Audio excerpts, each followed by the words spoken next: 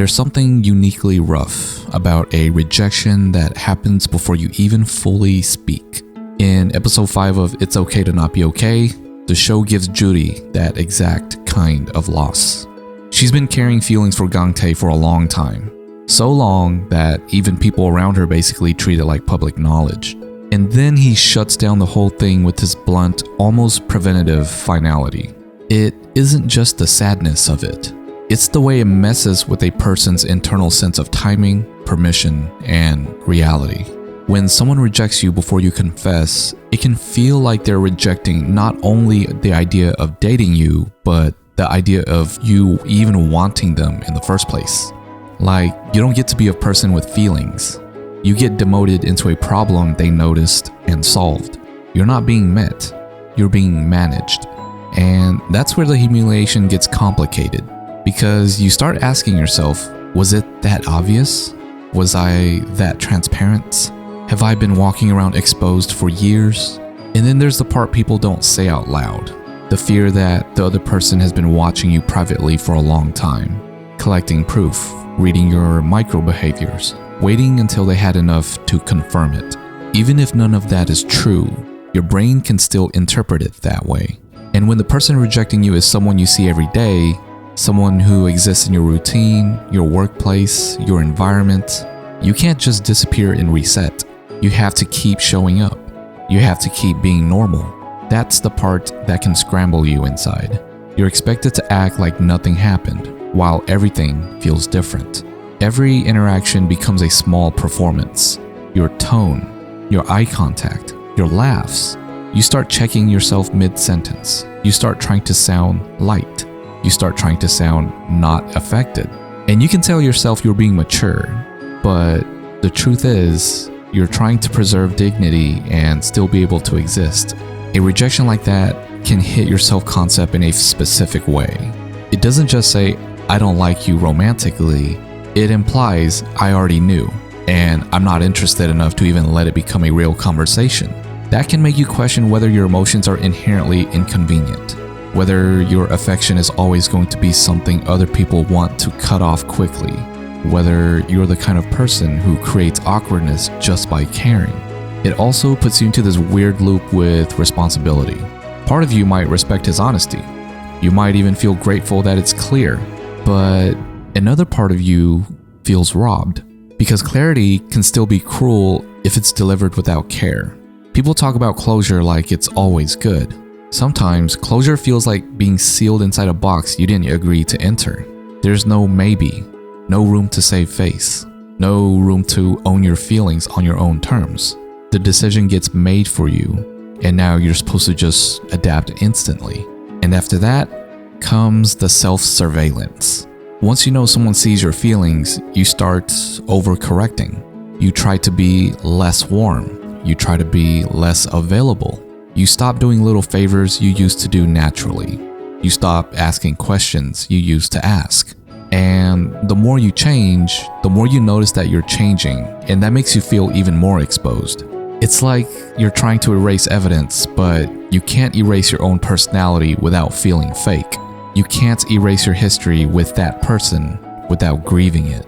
What sucks is that a long-term crush often becomes part of how you structure your life emotionally. And people don't like admitting this. You pace your weeks around small interactions, you carry a certain readiness, you interpret their mood shifts, you track their stress, you tell yourself you're just being thoughtful, but it's also attachment. And then one short rejection collapses that whole private world. You lose a future you were quietly building in your head, not because it was promised, but because it was possible. When you've liked someone for a long time, you start playing a role without realizing it. The steady one, the supportive one, the one who's always there. Even if you're not consciously doing it to earn love, it becomes your lane.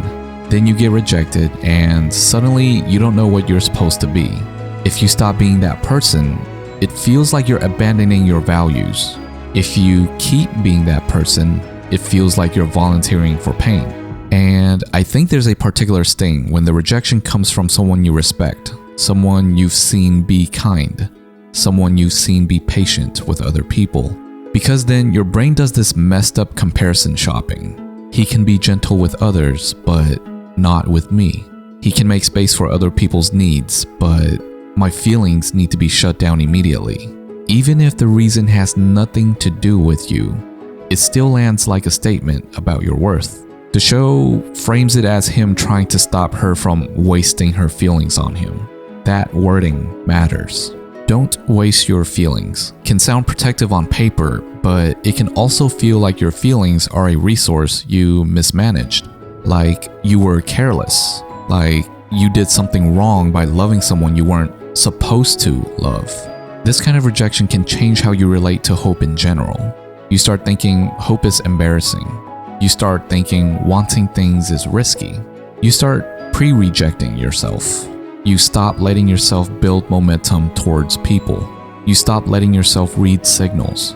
You stop trusting your instincts because you don't want to be wrong again. You become careful in ways that look mature from the outside but feel like fear on the inside. At the same time, it can create anger that doesn't have a clean target because the person didn't do anything unforgivable. They didn't cheat, they didn't lie, they didn't mock you publicly. They just made a decision. So you can't justify your hurt as outrage. You're left with this private resentment that you feel guilty for having. You start telling yourself you're being dramatic. You start policing your own emotions, which makes you feel lonelier, which makes you more embarrassed, which makes you shut down harder. What I keep coming back to is how rejection like this forces a person to mourn in secret.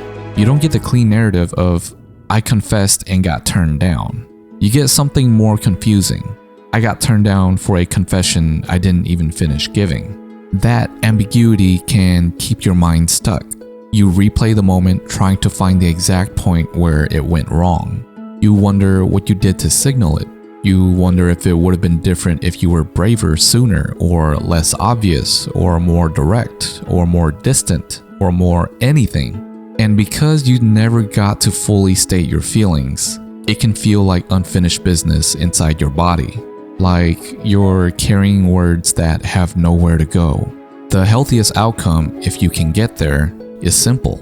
You accept the reality. You let yourself feel embarrassed without turning it into shame. And you rebuild your self-respect in small choices.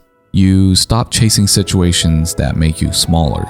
You stop performing closeness for someone who doesn't want it. You don't punish them, but you stop feeding the fantasy. You find ways to be kind to yourself that aren't dependent on being chosen. But getting there takes time because your body doesn't instantly understand it's over just because your brain does. It still expects them. Your attention still moves toward them automatically. Your mood still spikes when they enter a room. And that can make you feel weak. Like you're failing at moving on. You're not failing. You're just human. You had a pattern and now you're breaking it.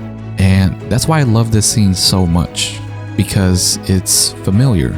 A quiet rejection that doesn't explode your life, but rearranges your inner world. It changes how you walk into work the next day. It changes what you do with your hands when you're nervous. It changes how loudly you laugh. It changes how much of yourself you offer when you like someone. You realize you can do everything right. Be patient, be loyal, be respectful, be helpful, be present, and still not be wanted. That truth doesn't make you cynical if you process it well though. It makes you honest. It makes you stop bargaining with reality. It makes you choose relationships where your feelings don't have to sneak around like they're doing something wrong. It makes you strong, like Judy.